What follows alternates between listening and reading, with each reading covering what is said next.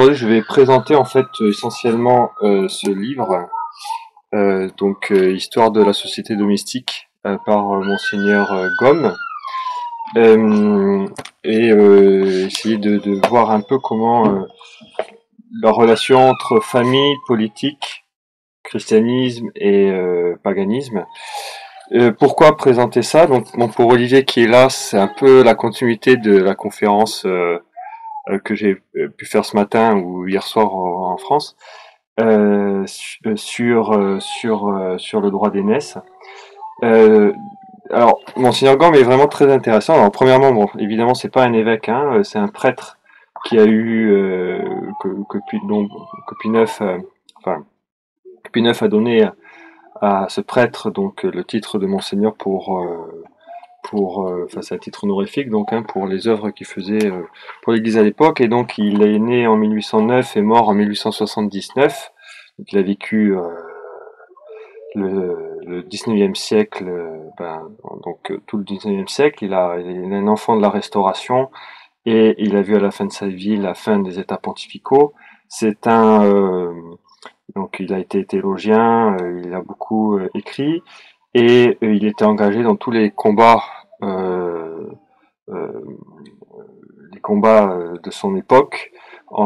Et il a été ultramontain, il a pu être soutenu par Louis Veillot, il a combattu contre Monseigneur Dupanloup, et donc c'est un contre-révolutionnaire comment dire, c'est un contre-révolutionnaire tout à fait de référence de son époque, qui est postérieur à Joseph de Maistre ou Louis de Bonald, mais qui est antérieur ou légèrement, enfin contemporain, mais qui est un peu antérieur dans ses écrits les plus importants à Lan de Saint-Bonnet, par exemple.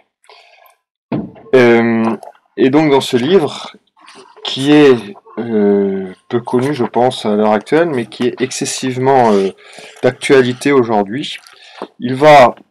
Alors, juste une précision, c'est que donc Monseigneur Gaume a une culture classique excessivement solide. Pour nous, contemporains, tout à fait impressionnante. On se sent vraiment petit. Bon, déjà, on se sent vraiment très, très, très, très nul en latin quand on le lit. Alors, pas dans ce livre, mais dans un autre livre où il répond à Monseigneur Dupanloup sur la, l'intérêt d'enseigner les classiques romains au séminaire. Et là, il va développer le fait que c'est pas au séminaire, mais je veux dire dans les petits séminaires, donc dans l'éducation des enfants, est-ce qu'il est intéressant ou pas dans les écoles dirigées par des clercs en particulier d'enseigner les classiques, donc les lettres profanes latines aux enfants. Il va s'ériger en fait contre Monseigneur Dupanloup qui va faire ça, et il cite dans ses lettres comme ça, sans, enfin disons du latin en extension, voilà, d'une façon naturelle. Donc, ce qui suppose que ses lecteurs lui disaient comme ça le latin couramment, et où il montre que c'était pas, que c'est que un peu de profane, pourquoi pas, mais que vouloir absolument enseigner le profane pour le profane est est inutile et voire dangereux moralement, puisque en lisant ça, on se rend compte de toutes les, parce que ça raconte des histoires païennes et donc pas du tout forcément dans la morale chrétienne. Bref, mais ce qui est intéressant, c'est que dans ce livre, c'est pas le sujet principal, mais il va critiquer par exemple la dégradation de l'enseignement du latin à son époque, dans les années 1840-1850. Quand on lit ça, on se dit qu'est-ce qu'il dirait aujourd'hui? Là, ce serait tout à fait. Enfin voilà, je pense que enfin, c'est toujours assez intéressant de se rendre compte que Borgne est roi au royaume des aveugles, et que nos prédécesseurs étaient même à cette époque qui commence, où on sent, où les principes de la décadence commencent à se mettre en place, mais où la qualité générale quand même, euh, disons intellectuelle, de la rigueur, etc., était très puissante. Bon, alors pourquoi ce livre, Histoire de la société domestique? Et pourquoi dans un cercle d'études royales? C'est parce que, alors, il est à la fois tout à fait d'actualité, et ce qu'il décrit s'applique tout à fait aujourd'hui. Ensuite, il dresse un portrait tout à fait euh, extensif grâce à sa connaissance des classiques sur les mœurs domestiques, donc c'est-à-dire l'histoire de la famille en fait, hein, dans la plupart des grandes civilisations, inclus le Japon, la Chine, sur ce qu'ils pouvaient savoir à son époque, dans les relations, inclus toutes les sociétés d'Amérique latine de l'histoire moderne, et puis tous les classiques latins, dont Strabon et compagnie, qui parlent de toutes les tribus un peu plus ou moins barbares qui existaient au moment de l'époque romaine ou avant l'époque romaine. Et ce qui est assez intéressant, et ce qui est très intéressant, et ce qu'on peut utiliser pour l'apologétique d'ailleurs, c'est que feu Michel Rouche, qui est un historien contemporain, lui, hein, qui est mort en décembre 2021, a étudié beaucoup les royaumes barbares. Et alors, je ne sais pas s'il a lu Monseigneur Gomme ou pas. Je ne sais pas s'il a lu Joseph de Maistre ou pas.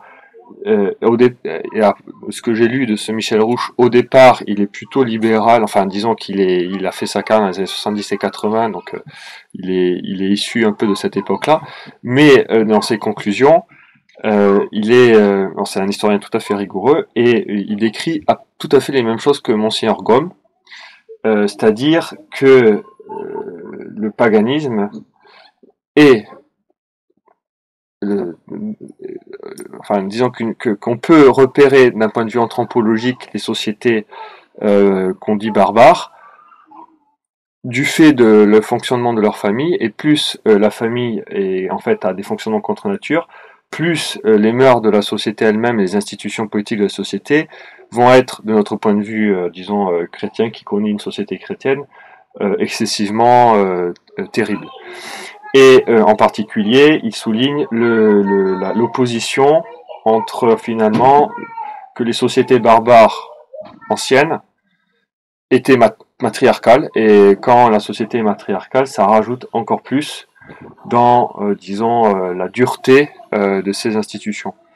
Et ce qui est intéressant, c'est qu'on lit Monseigneur Gomme, il va en fait, pas forcément de la même façon, hein, il est de son époque, etc., donc il n'a pas les mêmes façons de le dire, mais il va dire exactement la même chose. Il va avoir les mêmes constats. Donc, c'est-à-dire qu'en fait, on pourrait tracer pour synthétiser, résumer au départ, plus ou moins trois types de sociétés qu'il arrive à trouver dans l'histoire. Tout ça, c'est des types, hein, donc après, ça, il peut y avoir de plus ou de moins, mais grosso modo, c'est des sociétés. Alors déjà deux différences, les sociétés païennes ou chrétiennes, et ensuite dans les sociétés païennes, les sociétés qui sont patriarcales et matriarcale. La société chrétienne est forcément patriarcale, et un patriarcat christianisé, qui est en fait le retour de l'ordre tel que voulu par Dieu dans la famille et par extension dans la société politique. Et dans les sociétés païennes, c'est selon les sociétés, c'est soit patriarcal, soit matriarcal, quelque chose, un mix entre les deux, mais et plus c'est matriarcal, plus c'est ce que nous on appelle les sauvages ou les primitifs ou des sociétés excessivement totalitaires. Et quand c'est patriarcal païen, c'est pas forcément mieux, puisque ça c'est souvent des tyrannies qui sont aussi très dures, mais qui ne prennent pas forcément, qui ne vont pas aussi loin dans les sacrifices humains ou dans des institutions qui aujourd'hui nous semblent démente, mais il suffit de lire les relations des missionnaires, il suffit de lire les descriptions de Strabon, qui lui-même n'était pas chrétien, était païen, et qui observait les mœurs des Celtes à l'époque ou des choses comme ça, pour se rendre compte que que ces sociétés étaient excessivement dures. Et Monseigneur Gomme, évidemment, en tant que prêtre catholique, et bien qui a une bonne connaissance des Écritures et qui a cette vision un peu de haut, va plus loin que évidemment Michel Rouche, et il analyse complètement, et ça c'est assez intéressant, il utilise même le mot, hein, le terme, il analyse la modernité et ce qui se passe au XIXe siècle dans le monde que lui il voit, et qu'on peut tout à fait appliquer par extension à ce qui se passe aujourd'hui, comme une repaganisation de la société. Et en fait, il dit, en gros, à ce rythme, si on abandonne les principes chrétiens, si la société domestique se déchristianisme, les mêmes causes entraînant les mêmes conséquences, on va retrouver une société à la païenne qui sera dans tous les cas dure et plus ou moins dégénérée en fonction enfin à quel point ça la va loin dans la contre-nature. Voilà. Et donc il a dans donc la structure de ce livre qui est long mais qui se lit facilement. Il se concentre en fait sur le problème d'abord de son époque, donc c'est-à-dire sur la place de la femme et de l'enfant. Parce qu'il se rend bien compte que à l'époque où il écrit le livre, donc c'est en 1800, je crois 50 pile, enfin où ça est paru en tout cas, la femme est attaquée au premier chef, 1854 pardon. La femme est attaquée pour attaquer la famille. On attaque la femme et la place de la femme. Donc c'est toutes les lois qui existent depuis, enfin toutes les lois qui ont été d'abord mises par la Révolution, qui puis ensuite vont être et le Code Napoléon, qui vont être soit abolis ou soit pas abolis, mais comme le divorce, comme à l'époque, il n'y avait pas encore son mariage civil, mais le mariage civil qu'on parle ou dont on ne parle pas, la liberté testamentaire, tout un tas de choses comme ça, et où en fait il va analyser dans des sociétés pas post-chrétiennes, mais dans les sociétés modernes qui se sont christianisées et qui commencent à être attaquées. Donc il va parler de l'Angleterre, il va parler de la France et, en particulier. Comment on voit les germes d'une repaganisation plus ou moins avancée, et il essaie de donner des remèdes pour combattre ça. Voilà. Donc ce que je vais essayer de présenter, c'est par quelques citations, parce que c'est mieux comme ça. Voilà, voir un peu quel genre de choses il peut dire, et quelques petits exemples sur la réalité, parce que nous on a complètement perdu encore, même si malheureusement dans la réalité ça refleurit en fait, mais enfin on a perdu ce que pouvait être la réalité d'une société païenne, primitive ou sauvage, enfin une société non chrétienne en fait, quel que soit son degré de civilisation d'ailleurs. Voilà. Et ce qui est pas forcément, enfin ce qui est pas, c'est pas une critique quand je dis qu'on a perdu ça, c'est une certaine logique, hein, puisque on n'aime pas forcément voir ce qui est euh, moche, dégoûtant, horrible, donc on a tendance à détourner le regard de ça. Et quand c'est ses ancêtres qui l'ont fait ou ce genre de choses, on a encore plus tendance à ne préférer pas le voir, parce que si on ne voit que ça, après voilà, la mémoire c'est avant tout l'art d'oublier certaines choses, on peut, enfin, si on peut dire, mais il est important de se rappeler ces réalités aujourd'hui, d'autant plus que la modernité s'est fondée en fait sur, je pense qu'on peut dire ça, sur l'oubli de ces réalités-là, en croyant que les sociétés sans le christianisme, en effaçant tous ces mœurs, en ne parlant pas de tous ces aspects-là, que ces sociétés sans le christianisme faisaient pourquoi pas aussi bien que les sociétés chrétiennes. Et tout ça, à l'époque, ça a pu charmer des gens plus ou moins cultivés, tout simplement parce que on ne connaissait plus la réalité de ces sociétés-là. Donc c'est très facile d'être séduit, euh, euh, voilà, par des discours qui parlent de société, mais de façon en fait idéalisée. Bon.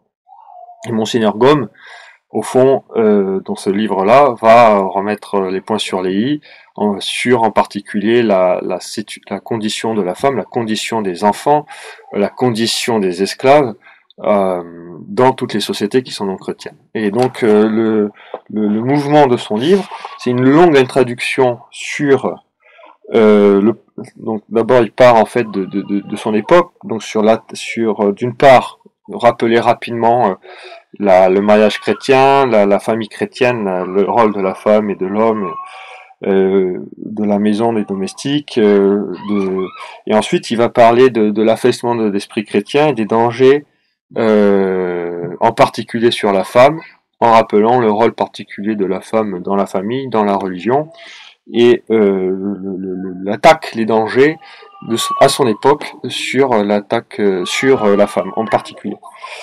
Et ensuite, il va diviser son livre en 4 parties. Donc il part d'une première partie, c'est plus ou moins chronologique, histoire de la famille avant le christianisme.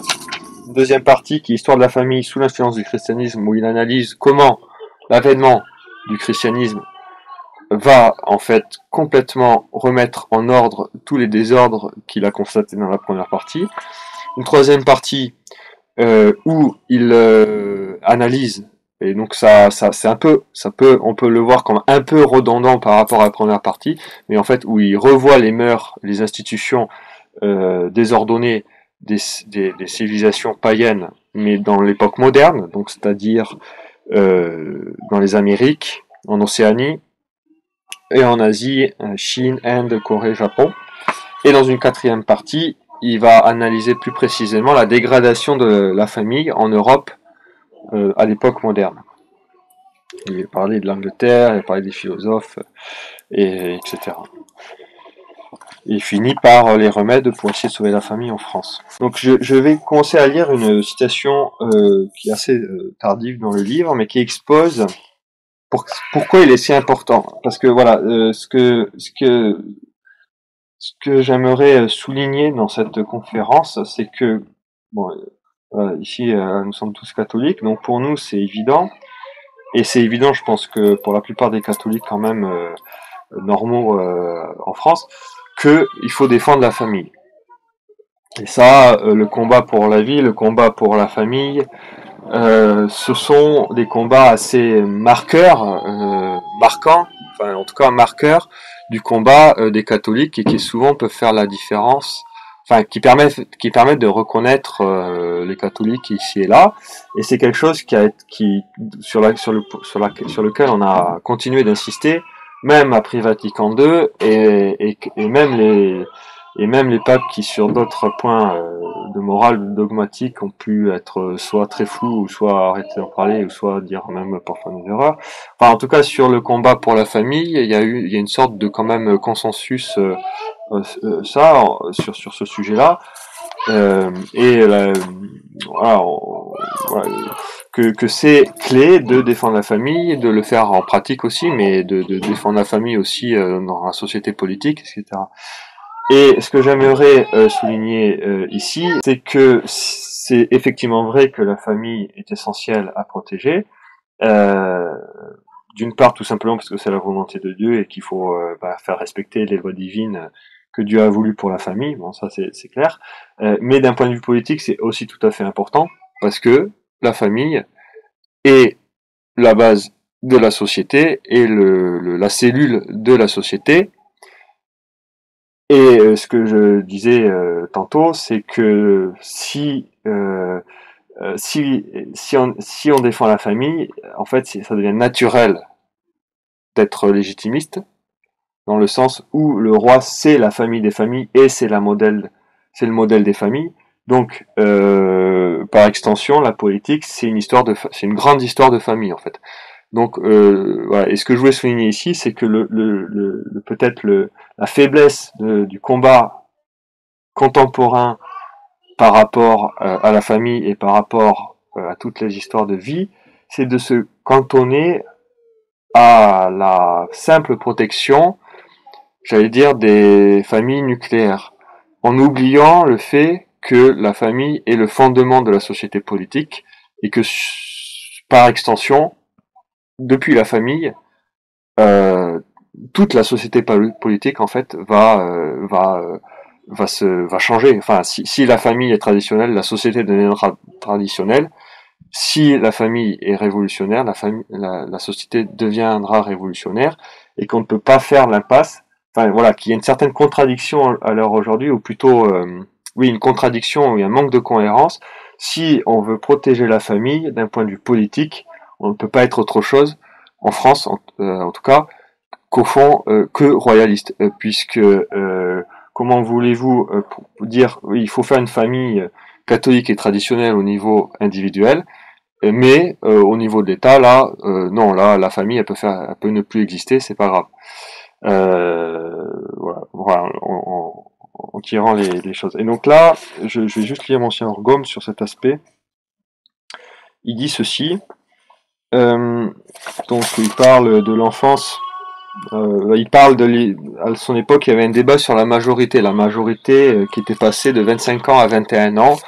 Et en gros, il combat ce changement de majorité qui passe de 25 ans à 21 ans en expliquant pourquoi c'est une chose qui va affaiblir la famille. C'est assez intéressant hein, parce qu'aujourd'hui on pense qu'on en est à 18 ans et qu'au Japon ils sont encore à 21 ans mais qu'ils sont passés à 18 ans pour le vote, etc. Bon, enfin bon, peu importe. Mais donc il dit ceci. Donc l'enfant chrétien respectait son père parce qu'il voyait en lui l'image de Dieu et le dépositaire de son autorité divine. Monsieur de Bonald a remarqué, en parlant de notre patrie, donc la France, que chez aucun autre peuple, le précepte divin qui ordonne d'honorer les parents n'a été plus religieusement accompli. À cette fidélité, le profond publiciste attribue avec raison la gloire, la puissance et la longue durée de la monarchie française. Le raisonnement le plus simple confirme l'explication du philosophe chrétien et rend incontestable le fait que nous rappelons. Une société est d'autant plus forte que le lien qui la forme est plus inviolable. Or, le lien de la société domestique, c'est l'autorité du père. Si donc la nation française s'est élevée au-dessus de toutes les nations modernes par sa puissance et sa durée, il faut que le lien domestique ait été plus fort et plus respecté que partout ailleurs. Car la société domestique est la base de la société politique. Les vices et les vertus de la première passent nécessairement dans la seconde, ainsi que les propriétés de la sève passent dans la plante qu'elle nourrit. Voilà. Donc c'est cette idée que la famille va forcément, la constitution de la famille va forcément jouer et avoir des conséquences sur la constitution de toute la société politique. Et si la famille se christianise, la société se christianise, et si la famille se déchristianise ou se paganise, la société se paganise. Voilà. Donc, je vais d'abord résumer ce qu'il dit sur, en gros, avec peut-être quelques exemples, sur les constatations qu'il fait sur la société domestique avant le christianisme. En fait, pour résumer, il explique que, grosso modo, quand on est païen ou révolutionnaire, en fait, on ignore ou on nie la volonté de Dieu. Et donc il dit ceci. L'homme qui méconnaît la volonté de Dieu ne connaît d'autre règle que la sienne. Et cette volonté elle-même ne connaît d'autre règle que ses caprices, d'autres limites que son intérêt ou son impuissance. Or, l'exercice de la volonté humaine, sans règle et sans frein supérieur et divin, c'est le despotisme. Telle fut la loi suprême des nations livrées à l'idolâtrie, c'est-à-dire au mépris du vrai Dieu et au culte des passions. Ce grand fait qui ressort, environné de sanglantes lumières, de l'histoire des peuples païens, forme le point de départ de toutes les études morales sur la société domestique dans l'Antiquité. Que le despotisme fut la loi de la famille païenne, le despotisme politique suffirait, à défaut d'autres preuves pour nous en convaincre. L'État n'étant, comme nous l'avons vu, qu'une réunion de famille, ou plutôt le développement de la famille, il doit nécessairement réfléchir les principaux caractères. De même que l'homme mûr ou décrépit conserve les traits essentiels et les qualités de son enfance. Donc là, il expose à la fois... il résume un peu la substantique moelle de sa constatation et de sa méthode. C'est-à-dire, observez la famille et vous saurez à quel état vous avez affaire, enfin à quelle société vous avez affaire. Observez la famille et vous comprendrez comment fonctionne une société. Ça, c'est le premier point. Et le deuxième point, c'est, grosso modo, quand on ne connaît pas Dieu, ça devient en fait... et ça, c'est tout à fait la même chose que la modernité avec l'humanocentrisme, enfin, c'est-à-dire les droits de l'homme, quoi, c'est-à-dire contre les droits de l'homme contre les droits de Dieu, qui font que c'est l'homme qui devient la référence. Soit il dit, donc on tombe dans une sorte de l'homme se fait Dieu, ou l'homme, c'est le caprice de l'homme qui est la référence, donc en fait l'homme devient un tyran, donc ça devient des sociétés qui sont très tyranniques, ou sensuelles, enfin, ou un mix des deux, c'est-à-dire que c'est les passions de l'homme qui prennent le pas, et donc soit on va tomber dans une tyrannie complète, soit on va tomber on va flatter les passions des hommes, et tout va tourner autour de ça. Donc, voilà, et cette grille de lecture s'applique très bien pour analyser beaucoup de sociétés, et s'applique très bien pour analyser nos sociétés qui peuvent virer en fonction des époques depuis la Révolution française entre ce sensualisme et cette tyrannie ou ce totalitarisme, si on préfère. Il y a une autre chose qui est assez intéressante, c'est qu'il dit aussi dans un autre parti, où, disons, c'est assez rassurant. Il dit quel est l'intérêt d'étudier ces sociétés domestiques qui ne sont pas forcément chrétiennes, outre de se rappeler que ça existait. Il explique que, alors si je retrouve la citation, je vous la dirai, mais que, à contrario ou en filigrane, même les sociétés ou même les lois qui vont aller contre la nature ou qui vont vouloir nier des réalités naturelles font en fait d'une part quand même le travail de la providence et d'autre part vont montrer à contrario notre nature et finalement le droit naturel, enfin la loi naturelle, puisque même quand on le nie, on ne change pas la réalité telle qu'elle est, et d'une façon ou d'une autre, cette réalité revient.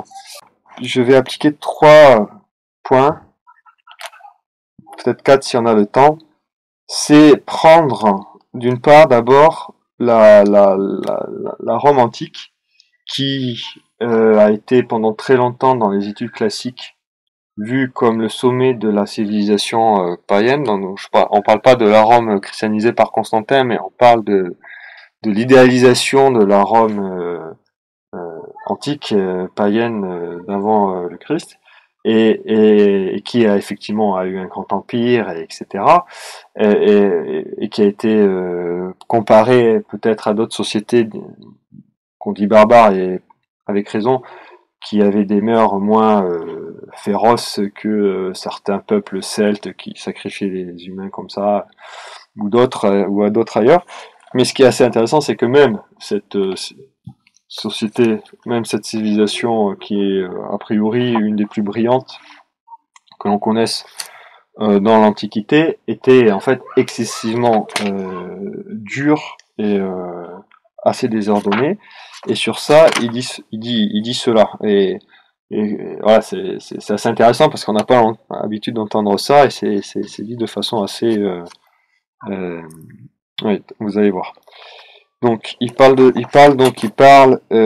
chez les Romains, l'histoire de la famille chez les Romains, hein, depuis la fondation au début. Donc chef de brigands et père d'un peuple destiné par la providence à l'empire du monde, Romulus, accoutumé à ne reconnaître d'autre loi que celle de la force, imprima son caractère au rudiment de législation qu'il donna à sa peuplade. La nature ne fut comptée pour rien dans l'organisation de la famille romaine. Elle eut pour base non les liens du sang, mais le lien civil de la puissance. Pour être membre de la famille, le titre d'enfant ou d'épouse ne suffisait pas, il fallait encore être sous la puissance du père. Ainsi, le fils émancipé cessait de faire partie de la famille. Ainsi, la nouvelle épouse entrait dans la famille non par sa qualité d'épouse, mais par l'adoption civile de son mari actuellement sous la puissance paternelle. De là, pour l'enfant, une série de conséquences dont la rigueur logique fait frémir. Et d'abord, le pouvoir paternel des Romains, porté à un degré inconnu des autres nations, s'étendit jusqu'au droit de propriété absolue sur les enfants, les petits-enfants et au-delà. En conséquence, la vie et les biens de tous les enfants et des petits-enfants issus des fils en puissance furent entre les mains du père de famille comme une chose entre les mains du propriétaire. Leur acquisition, soit par industrie, soit par donation, soit par testament, appartenait au père, qui était ainsi l'héritier universel de sa lignée. Nous acquérons, dit Ulpien, c'est une citation, par les personnes qui sont sous notre puissance.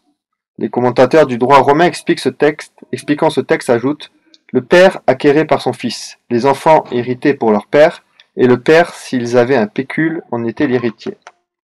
Tout en blâmant cette exagération de droit accordé à la puissance paternelle, on ne peut s'empêcher de reconnaître dans ce pouvoir absolu sur plusieurs générations un principe de force et d'unité qui devait nécessairement réagir sur la société politique. La puissance du lien de famille fut, à n'en pas douter, une des causes de la grandeur romaine. En vertu du même droit de propriétaire, le père pouvait exposer ses enfants, les tuer, les vendre et les racheter. Trafic horrible que la législation subséquente l'autorisa, par un acte spécial, à exercer jusqu'à 3 fois. Et tout est bien cité, hein. Il y a citation des différentes lois en latin dans les notes. Ce droit ne cessait qu'après la troisième vente, ou par l'émancipation, ou par le mariage revêtu par l'assentiment paternel, etc. Donc, juste par parenthèse, ce qui est assez intéressant, c'est que quand on a des féministes qui nous disent que la société patriarcale pouvait être terrible, effectivement, une société patriarcale païenne est excessivement dure, et les faibles, donc c'est-à-dire les enfants, les femmes et les esclaves en général, donc tous ceux qui par une raison ou pour une autre se sont retrouvés en situation de faiblesse à un moment quelque part, et les vieillards sont les grandes victimes de ces sociétés-là, et ils sont tout à fait à la merci du bon plaisir. Là, en l'occurrence, par exemple, du pater familias, avec cette par exemple, après, il va décrire tout un tas de lois. Je vais en lire quelques-unes juste pour remémorer ceux qui font du droit romain et qui connaissent ces sujets. C'est des choses assez classiques, mais on les connaît plus forcément aujourd'hui. Mais voilà, par exemple, ce qui va dire, par exemple. Ainsi, donc c'est un peu, un peu plus tard dans l'histoire de Rome, donc au moment de la République. Ainsi, la loi accordait au père un droit étendu sur son fils, un droit plus étendu sur son fils que sur son esclave. L'esclave vendu et acquérant sa liberté en jouissait. Il était sui iuris. Il n'en était pas de même du fils devenu libre après sa vente. Il retombait sous l'esclavage du père. Ensuite, citation, que le père tue sur le champ l'enfant qui naît gravement difforme. Ça, c'est une des lois des 12 tables. On entendait par grave difformité la privation ou la faiblesse extrême de quelques membres ou quelque chose de plus. Romulus s'était contenté de ne pas défendre aux pères d'exposer leurs enfants monstrueux et difformes, qui seraient au-dessous de 3 ans, pourvu qu'ils ne le fissent que sur la vie de 5 voisins auxquels ils auraient fait voir ses enfants. Mais la loi des 12 tables ordonne que ces enfants soient égorgés le plus tôt possible et sans attendre l'avis des voisins. Cette disposition barbare, sur laquelle nous avons le témoignage formel du Cicéron, demeura en vigueur tout le temps de la République. La preuve en est dans une foule d'exemples de nouveau-nés impitoyablement mis à mort par ordre des pontifes. Et donc il cite dans tout le livre toutes les lois, beaucoup de lois sur Rome, toutes ces lois sur les enfants, sur les femmes, sur les esclaves, qui sont de ce type-là, excessivement difficiles et dures, je veux dire. Voilà, donc c'était un peu cette ambiance-là. Alors, et ensuite, il va, je vais encore dire un petit passage sur les enfants et les femmes. Alors là, je le dédie tout particulièrement à Marion Sigaud, parce que c'est exactement les recherches qu'elle fait. Alors, elle fait pas elle sur l'Antiquité, mais tout ce que Marion Sigaud se rend compte sur le trafic des enfants ou sur toutes ces histoires de pédocriminalité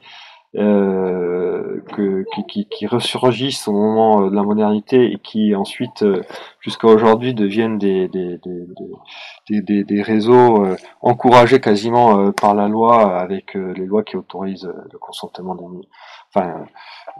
qui dépénalisent quasiment la pédophilie, qui sont très très très flous sur le consentement des mineurs pour ce genre de choses et tout ça. C'est pas du tout nouveau sous le soleil, ça existait parfaitement dans les anciens temps. Moi-même, je l'ai constaté dans mes recherches sur le Japon, avec tous ces trafics de filles qui existaient pendant l'ère Edo, où les parents vendaient leurs filles et qui ensuite étaient revendues, enfin étaient possédées par en fait un peu tout le monde, et où c'était même légitimé moralement en disant que c'était un acte de piété filiale pour les filles de ne pas de bien obéir là-dedans. Et tout ça c'est pas nouveau, et donc je vais lire ce que dit Monseigneur Gaume à ce sujet dans un chapitre donc qui explique la famille païenne à la naissance de notre Seigneur Jésus-Christ. Donc, et voilà la femme, la mère, l'épouse, la fille, la sœur, la noble et bienfaisante compagne de l'homme, celle dont le visage doit être dans le foyer domestique, ce qu'est le soleil levant dans la nature, joie, vie, beauté, bonheur. La voilà devenue l'être le plus vil, le plus hideux, le plus malfaisant, le plus dégradé de la nature entière, vérifiant tout ce que les livres sacrés avaient prédit de son infernale méchanceté, justifiant et au-delà l'oppression qui pesait sur elle. Que reste-t-il sinon qu'elle soit anéantie avec la famille dont elle devait être l'honneur et la vie, et dont elle était la honte et la mort. Ou bien il faut qu'elle soit entièrement régénérée, car elle a atteint les limites du mal, elle s'est rendue en tout semblable à son type, païen, elle est devenue orgueil et volupté. C'est là que le christianisme vint la prendre. À l'égard de l'enfant, il était un autre membre de la famille bien plus malheureux encore, s'il est possible, et bien plus digne de compassion, car celui-là du moins était innocent. L'enfant, oh que dira son sort? Qui dira son sort chez les païens du siècle d'Auguste? Je promène mes regards de l'Orient à l'Occident, et sur tous les points du globe j'aperçois les nombreux théâtres de ses douleurs. Le sein de sa mère, vestibule de la vallée des larmes, n'est pas pour lui un asile sacré. J'entends les philosophes, dont les idées régissent le monde, mettre en question si c'est un crime de le faire périr avant sa naissance. Si l'enfant, étant encore au ventre de sa mère, est animal ou non. Telle est en propre terme la thèse examinée par les sages. Platon tient qu'il est animal, dit Plutarque, d'autant qu'il a mouvement et qu'il prend nourriture. Les stoïques, qu'il est parti de sa mère, non pas animal séparé. Empédocle, qu'il n'est pas animal et néanmoins qu'il a vie. Hérophilus, lui laisse le mouvement naturel et non pas la respiration. Et de ce mouvement-là, les nerfs sont la cause instrumentale. Puis il devient animal parfait, quand étant sorti du sein de sa mère, il prend un peu d'haleine et d'air. Voyez les conséquences morales de ces sanglantes théories. Citation. Si l'enfant au sein de sa mère n'appartient point encore comme individu à l'espèce humaine, si le père, pour prendre une résolution sur la conservation des jours du nouveau-né, n'avait à consulter que sa convenance personnelle, l'avortement et l'infanticide, ainsi autorisés, n'étaient point des attentats. La philosophie le proclamait nettement. Encore une citation. Tuer un homme, dit Quintilien, est souvent un crime. Tuer ses propres enfants est quelquefois une très belle action. Et chez tous les peuples, les Thébains et les Juifs exceptés, les oracles de la philosophie furent traduits en articles de loi. Lycurgue, Solon, Romulus, Numa, les décemvirs autorisent l'infanticide sans distinction de temps. Et ensuite, il explique comment sous Auguste, donc au moment où notre Seigneur arrive dans l'histoire, comment ce trafic d'enfants, enfin comment les enfants étaient terriblement, il était pas bon d'être enfant. Et en gros, il analyse et quels étaient à l'époque, quels étaient les acteurs de ce trafic d'enfants, et en fait il en soulève 4, donc je le dis juste pour mémoire.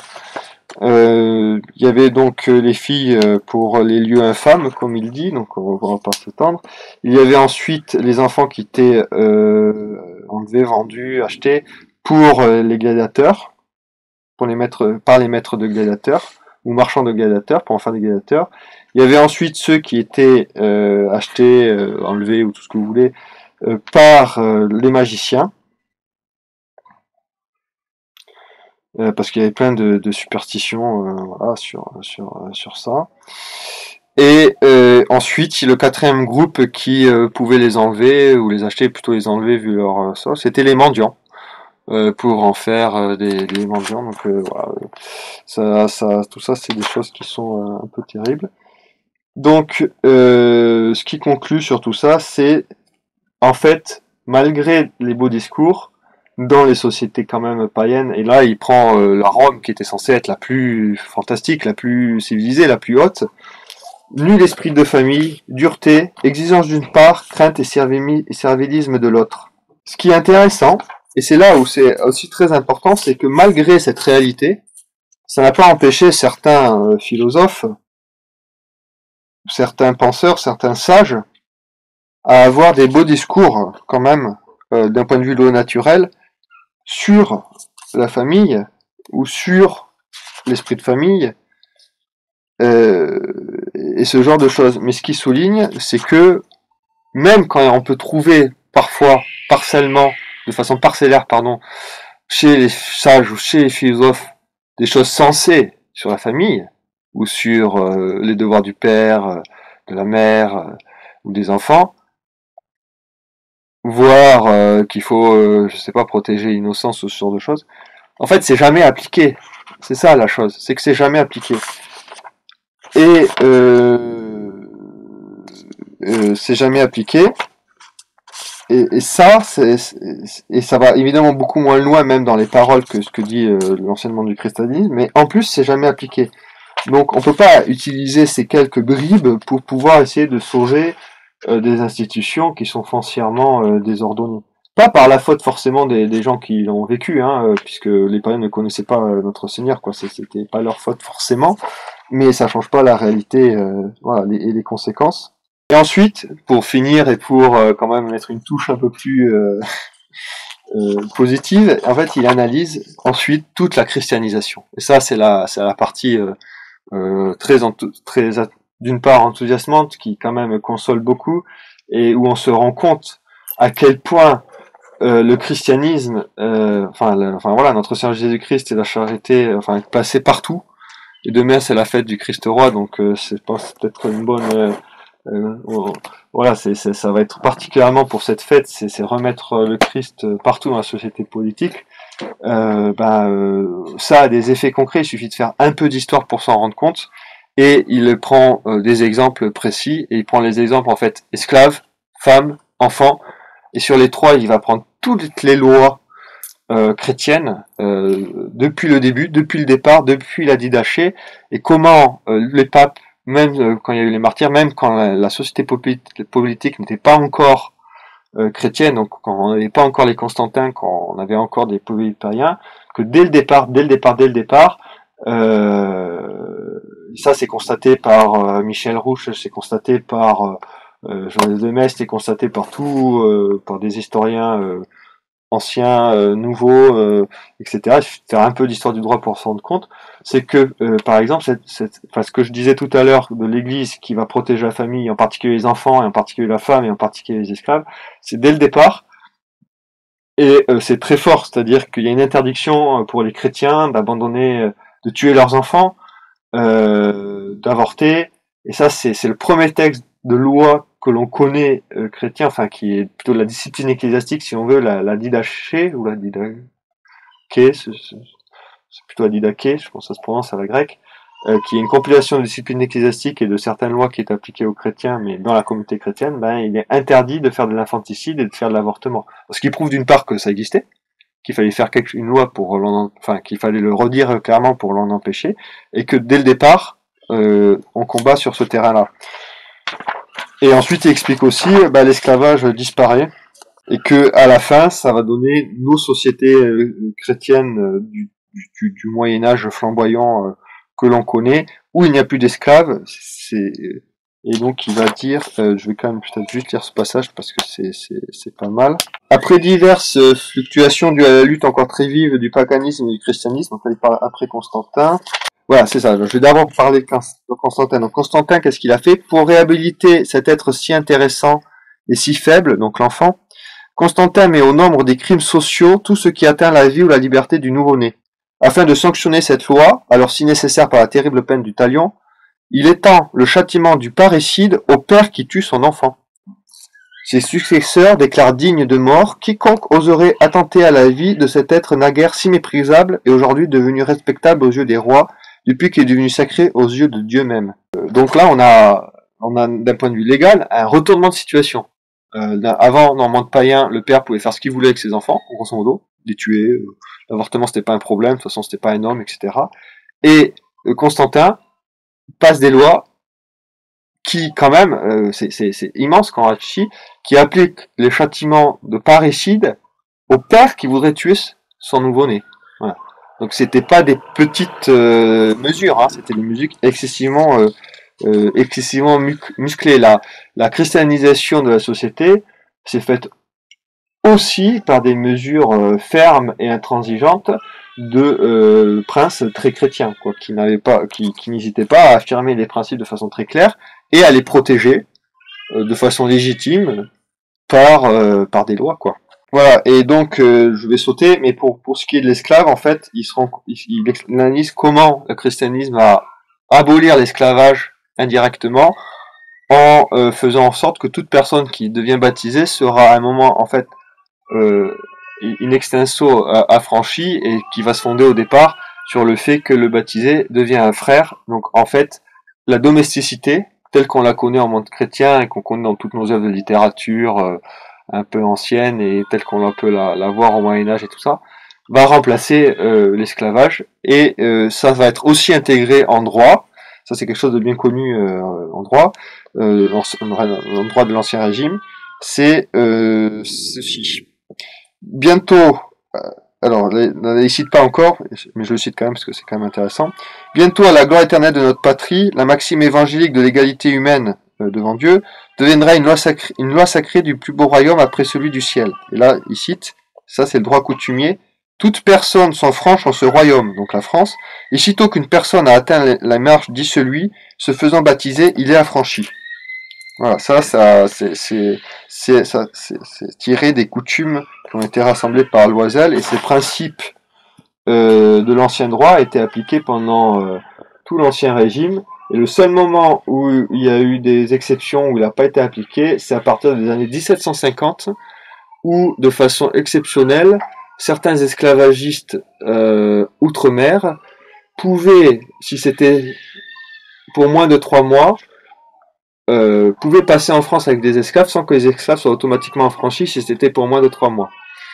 Mais sinon, n'importe qui arrivait sur le terre de France était automatiquement déclaré libre. Donc s'il y avait quelqu'un qui arrivait avec des esclaves en France, l'esclave il suffisait qu'il s'échappe et ensuite il était protégé. Ce qui n'existe pas, ailleurs. Bon. Et enfin, je vais finir par ça, pour dire à quel point c'est d'actualité. C'est une citation de Clément d'Alexandrie, qui, donc, dans son livre, je sais plus lequel, va dire ceci, en fait, où il s'adresse donc à ces gens à des gens de son époque, à ces païens, et il dit ça. Il dit, vous repoussez un orphelin de sa maison, et vous nourrissez des perroquets. Vous exposez vos enfants, et vous nourrissez des poussins. Vous préférez des êtres privés de la raison à ceux qui sont doués de cette belle prérogative. Voilà, je cite ça parce que ça fait trop penser à notre époque contemporaine qui est quasiment animaliste, mais ça pose absolument pas de problème de faire de l'avortement, de tuer des enfants et ce genre de choses. Et Tertullien va dire: quant à nous, chrétiens, l'homicide nous est si expressément défendu qu'il ne nous est même pas permis de détruire dans le sein de sa mère l'enfant qui vient d'être conçu. Empêcher la naissance, n'est-ce donc pas commettre un homicide? Qu'importe que l'être qu'on détruit soit déjà venu à la lumière, ou qu'on l'empêche d'y paraître, il est homme, l'être qui est destiné à devenir homme, car le fruit est tout entier dans la semence qui le produit. Donc, effectivement, le combat contemporain sur la vie, en particulier sur l'avortement et la protection de la vie à naître, n'est pas nouveau. C'était un des premiers combats dès le départ de l'Église, dans l'Église naissante. Et quand on lit, voilà, j'ai juste ici quelques citations, mais quand on lit quelques citations des pères de l'Église, on se rend compte à quel point rien de nouveau sous le soleil dans ce sens-là.